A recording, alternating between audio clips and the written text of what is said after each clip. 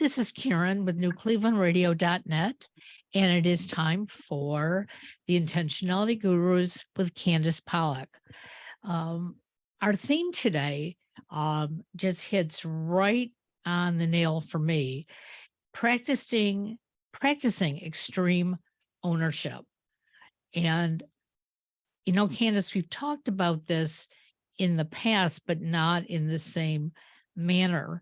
And one of the things that I have learned over the years doing this podcast with you is slowly learning how to say no or not be the first one with my hand raised when somebody asks for something. I always thought in the past that if I volunteered, that was great, and people were going to like me, love me, appreciate me. And the reality of it is, in my case, I was making myself miserable. Yeah, and the point is, what are the motivations behind raising our hand and so on?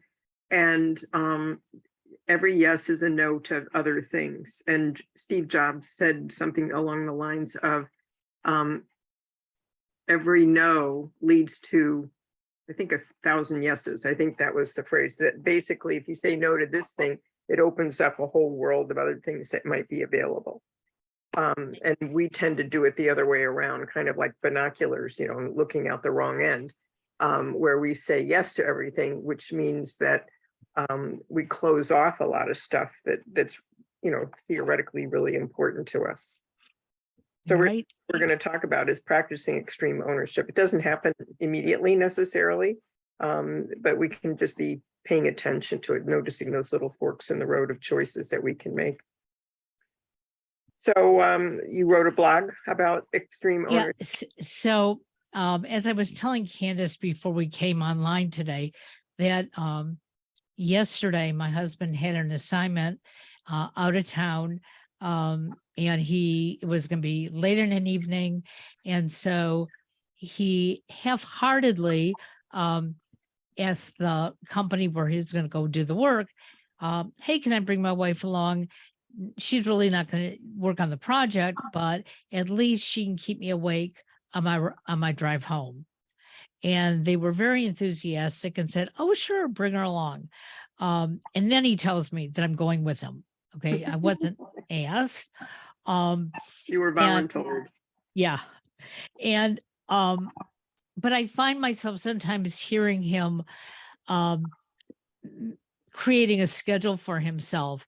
And, I'm tend to be jumping in and saying, oh, well, I'll do that part for you.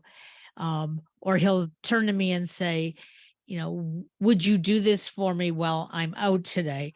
Not thinking about what I have to do, and not to disappoint him or not to see him get frustrated when he comes home to do it.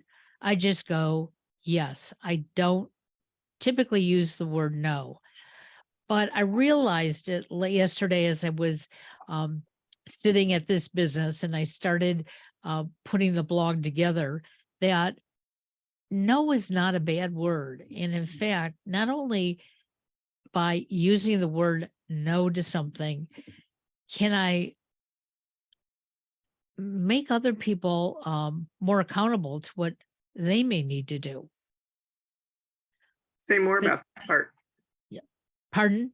Say more about that part, about what they may need to do. So a lot of times, and I'll use my son Alex, when he was living at home, he would, come in after work and say, hey, Mom, could you do the laundry that I have in the basket? Because I really need those things for tomorrow. Now, it wasn't like he couldn't do it himself, but as soon as I heard he needed it, oh, yes, Mom can do it. But for doing that, I had to give up something else that was important to me. But more so, he wasn't learning to be responsible. And since he's moved, he has said, over and over again. I wish I had a mom here who always said yes. Don't we all? Yeah. And I said, I wish I had a son here who would have done things too. But it was that, remembering that conversation and thinking about why was I at this assignment with my husband? And it's because I was brought up to be accommodating. And we don't think about, how sometimes that can create a lot of pain for us. I mean, I have to tell you, the first 3 hours that we were there before he started working, I mean, I was bored out of my mind. I like, what am I supposed to do? Um, and so, sometimes the word no goes a long way and it's positive.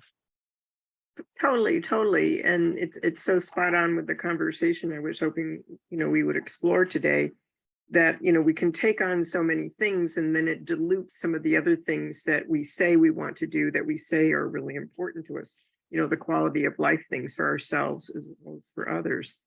And so the idea behind this topic came up because I was reminded of the book, Extreme Ownership, but also the idea behind looking at my calendar and really dissecting it in terms of how it's arranged, what I'm prioritizing and what I'm not.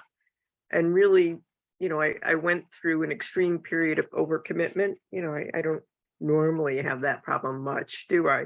Oh, no, not at all. No. Yeah, but it really took on gargantuan proportions. Wow. And then at the same time, it collided with 3 weeks of on and off various technology issues. So this little thing wouldn't work, that little thing would freeze. I still haven't figured out my mic and audio issues with my PC. And it's just one thing after another. And then I thought, I'm just sick and tired of making excuses for all of these things. In my mind, they're real. But when I really looked at it closely, I thought, Candy, you could have done something sooner. You could have to resolve it permanently rather than just suffering through the basically the symptoms from it. So I don't know how that resonates for you, but. Well, I heard you use the word could have, like should have. Mhm. And I think that what it comes down to is that, we think we're being very mindful and organizing ourselves in what is an appropriate way that helps us and helps the other people that we're working with. But the problem becomes one, and at least for me, I'll look at my calendar, and I was doing that earlier today, and I'm going to see if I can get back in there. Because when I was looking at it for next week, I thought, oh, I have openings. And, I started thinking about some people that I have put off for a couple of months to be on the podcast.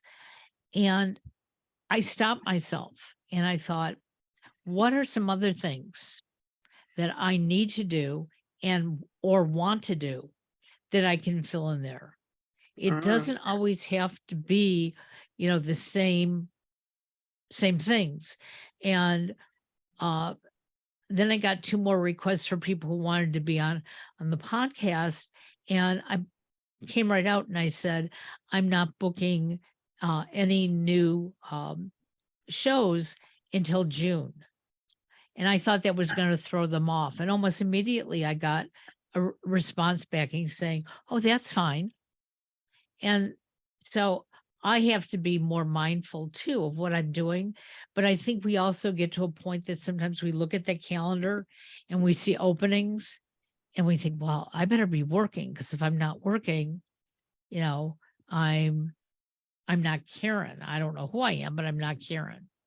Yeah, and we should have it, full of things. Otherwise, we're not being productive.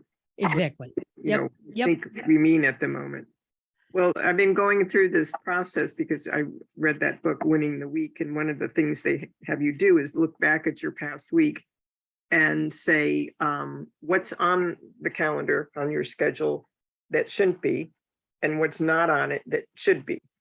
And so I do that exercise every week. And it's really been opening up my eyes to a bunch of things. And, the distinction between what I can do and what I should be doing, it has not been very crisp for most of my life. And it's very much like you were talking about, raising your hand saying, oh, I can do it. I can do it. Yeah. Be helpful, and, all those other things that are going on.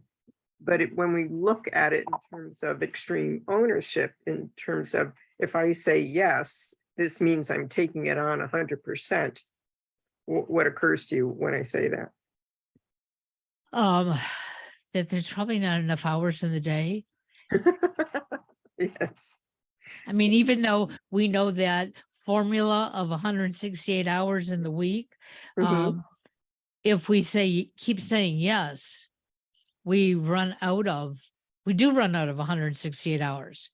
And most of us, and I was discussing this with my son the other day, because at work, they remind them, you have 168 hours, but some of those hours you need to take a break and walk around the office, go have lunch, have coffee, whatever.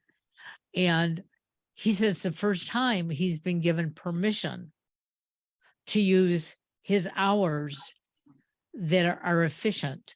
Hmm. And, I said to him, can you help me with that? He said, you help me, I'll help you.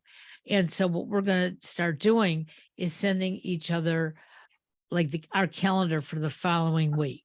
So Hmm. yesterday I sent him mine for next week. He sent me his. And when I looked at his, I thought, well, it doesn't look like he's doing a lot of things. So what he missed in his calendar was not telling me his prep times. Oh, that So I even, is required yeah, before you can right. do this. Yeah. So, I mean, he said, I have this meeting and I have to, promote this at the meeting. And so I went back to him and I said, do you have to prepare that? Oh, yeah. Okay, then fill that in. And then all of a sudden he could see he really was working a full week. Mhm, mhm. Yeah, and And that is so on point, Karen. I mean, it's exactly, what extreme ownership is about in many ways, in terms of really being clear about what you have to do, and then what is required to do it effectively, the first time, and then constant improvement after that. Just noticing that was something that wasn't on the calendar that needed to be on the calendar, the prep, right, or at least accounted for. And makes sense. yeah, and so with my commitment issues, in terms of overcommitment, I would always eliminate that prep time and the post time, the follow-up. I have to take notes or something to remember what was said in the meeting, those kinds of things. And I was moving on to the next appointment. And then at the end of the day, I had to move on. Maybe I was teaching a class or who knows what. So the point is to really be able to get a handle on all of that stuff. The other thing I like is, I can never pronounce his name correctly, Near Eyal, Eyal, wrote Indistractable. And he talks about how we often scapegoat circumstances or people or other factors when things don't go the way we plan. So we blame it on something else. And I certainly was doing that with technology over the last few weeks. I didn't know it at the time, but looking back, that's what I was doing. And we treat it as if those excuses are the root cause of the underlying problem, rather than looking for the actual root cause. So the root cause of my tech issues is, one, I didn't schedule enough time to figure out what was going on. I kept thinking I was fixing something, but it wasn't. So I did a little workaround, which wasn't effective. And I realized how ineffective it was when I found the little wired, the old style earbuds that Yeah. the computer, and they had no earbuds on them. It had been ripped off. And I don't even remember walking away from the computer and ripping them out. It had to have been your cat. No, it wasn't. No, It really? was me. Okay. It was me. Oh, It was just, I remember having a yank once, a little choke chain effect, but I don't remember it, like coming out. So got the it. story is, that was not an effective workaround. And so tomorrow I scheduled a good chunk of time to really dig in and figure out what is going on with that so I can make a permanent solution. And, I've called my tech guy a couple of times, but he hasn't been able to get back to me. So in terms of some of these things that you're talking about, making a distinction between what the root cause is and the proximate cause, it may be a factor. The example he gives in the book is when somebody is playing billiards and, he asks the question, what makes the ball go into the pocket? Right. So what do you think the answer is? Well, what makes it go into the pockets that you hit it with the cue. Yeah, exactly. Yeah. Or one of the other balls and that kind of thing. But it's really the human that makes it go into the pocket. The rest necessary, but they're secondary or proximate. And I thought, oh, that's kind of interesting because I was looking at those other factors, particularly with the technology issues. But if I'm just looking at it in terms of commitment, it wasn't that I had too many things going on. But yes, that was stressful and so on. The root cause was I wasn't saying no enough, and I wasn't anchoring to the core things that were going to be within my values and consistent with my highest priority in this period of time. So what stands out to you when I say that? So when I'm always trying to please everybody else, saying yes and whatever, I find what happens is that internally I'm very, very angry. And a lot of the anger is at myself. Why did you say yes? Why did you commit yourself? And then in being angry, I'm not as accomplished in my tasks. And I'm just like flittering all over the place. And one example was I had somebody who contacted me the other day and wanted me to assist with doing the first contact with potential clients. They're using an online service where they get referrals. And they said, I want those referrals to go to you, you vet them, and then, pass them on to me or pass them on to wherever. And it sounded like, oh, I can do this.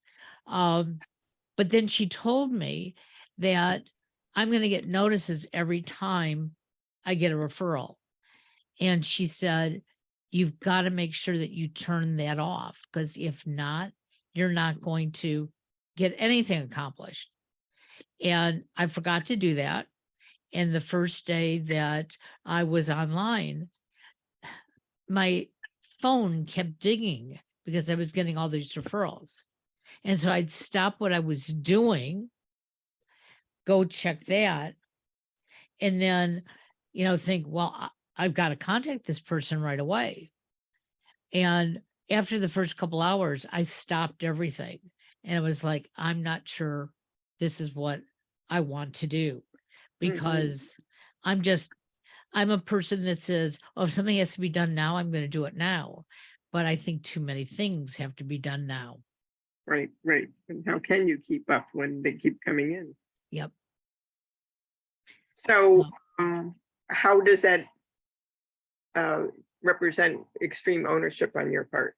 Well, first of all, the person who asked me to do this was very disappointed in me, which I accepted. I said, I totally understand. I said, I did not truly understand, how this was going to drive me crazy. And she said, well, I think you could be really good at it, and in trying to convince me, even though I had disappointed. And it was like, I think I could be very good at it as well, but I would have to give up too much to be good to it. Because when I went back and looked at my calendar and I thought, I know how I could do this for her or somebody else, but I can only I have to find a section of time and commit to it. And that's when I'm going to do it. I can't be available 24/7. And that's what I was doing. Yeah, and how is it connected to your, what I believe to be your overarching goal, which is to, continue to grow your production company Right. and podcasting effort? Well, and part of it I saw in some ways as helping, because some of these individuals that I had information on, I thought would be really great guests on many shows, including this podcast. Um, and I thought, well, this would be a good way to do it. I'd be like killing one bird with two stones. But it's that's not me, because you're right. If I'm going to follow what I think is important and what I enjoy, that was not going to be it. Mhm. And it may not be the most direct route to doing it. I coach a lot of small law firm owners, and often they'll go out and do lots of ads on Google and Facebook and so on. And they'll buy these retail lists to promote programs, educational programs for the public. And they'll resist going out to basically have lunch with or coffee with other colleagues of theirs in their own community that could make referrals directly to them. And, these other efforts are very costly. And I keep saying, that is such an indirect way to get to a possible result. The thing you have the most direct control over is having coffee with some people who have the kinds of clients you have in common, but they don't serve that particular need. And so you can have a very synergistic relationship with them. And that's the thing you have the most direct control over.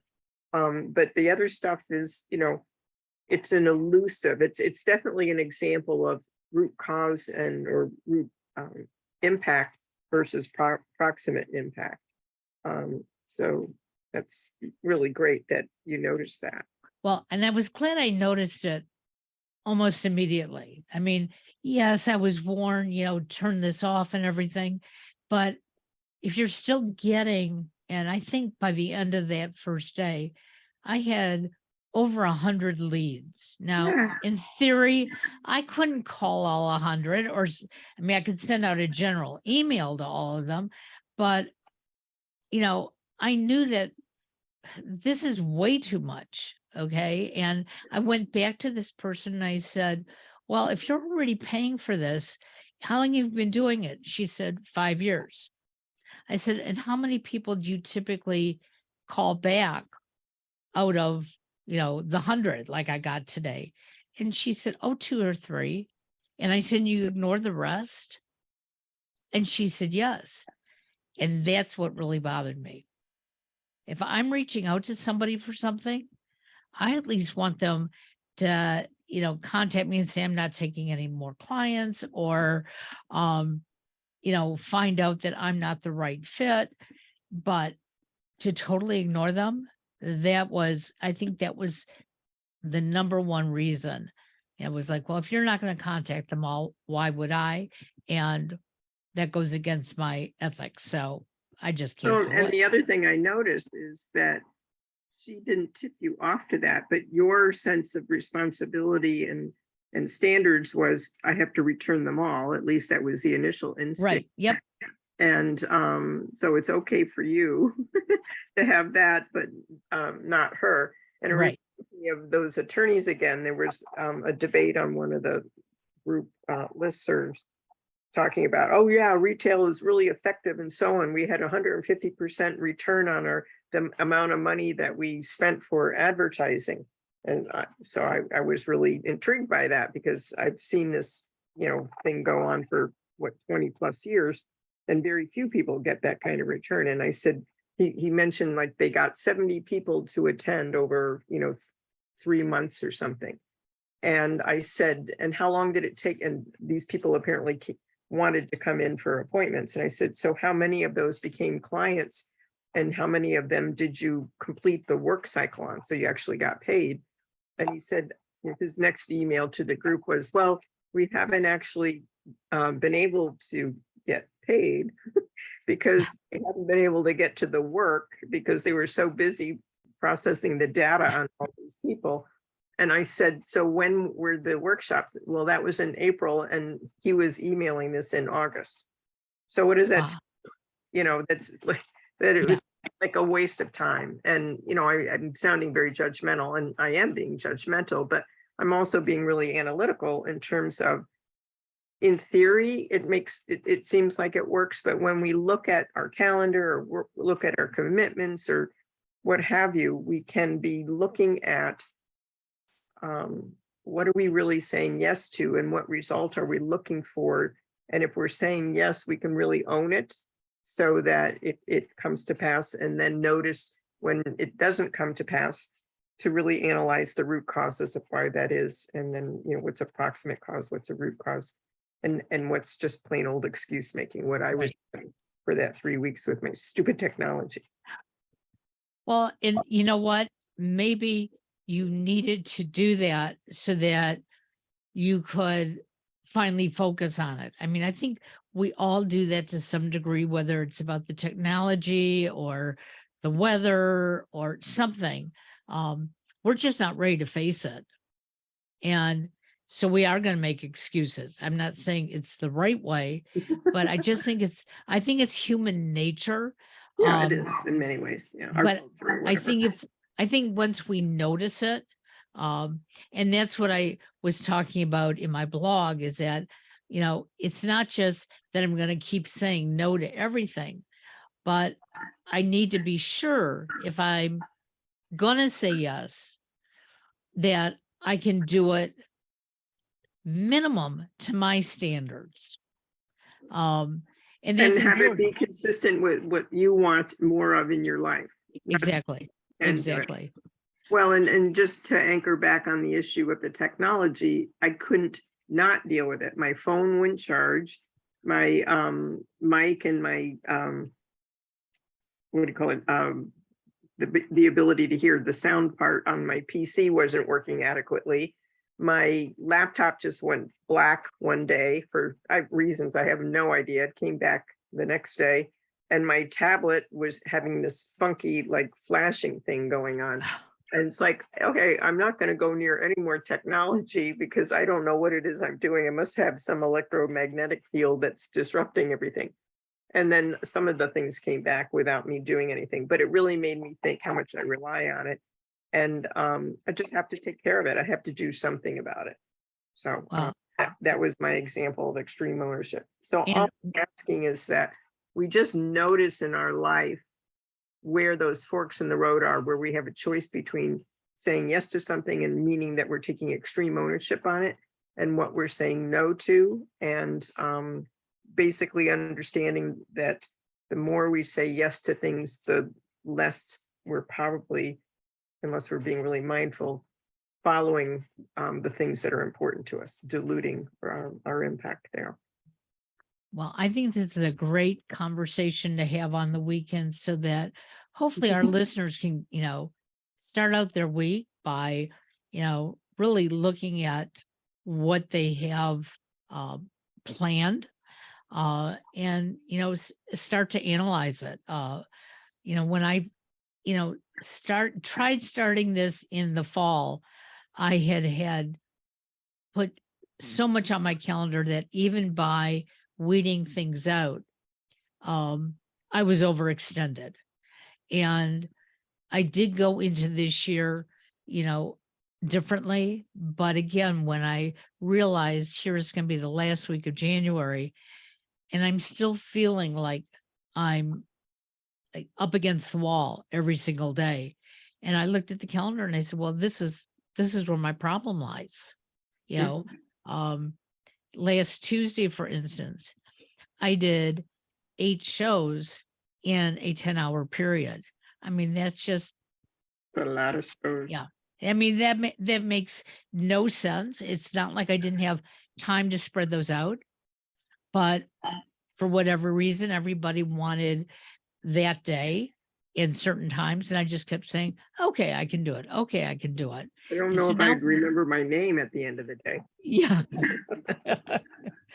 So, we can do it and still be successful. And I think that's what, um, we want our listeners to understand that uh, we weren't made to do it all. Yeah, and as long as we're being intentional about things and for the right reasons, we're more likely to be coming out the way we. Absolutely. So hopefully we're going to get back on track. I know that I've had your show mixed up on other days and weeks, but for our listeners, typically we will record the first Monday and the third Monday of the month, unless one of us has said one too many yeses. So we'll have to be very careful. But it was great having this I'll have to guess conversation. which one of us that was. Yeah.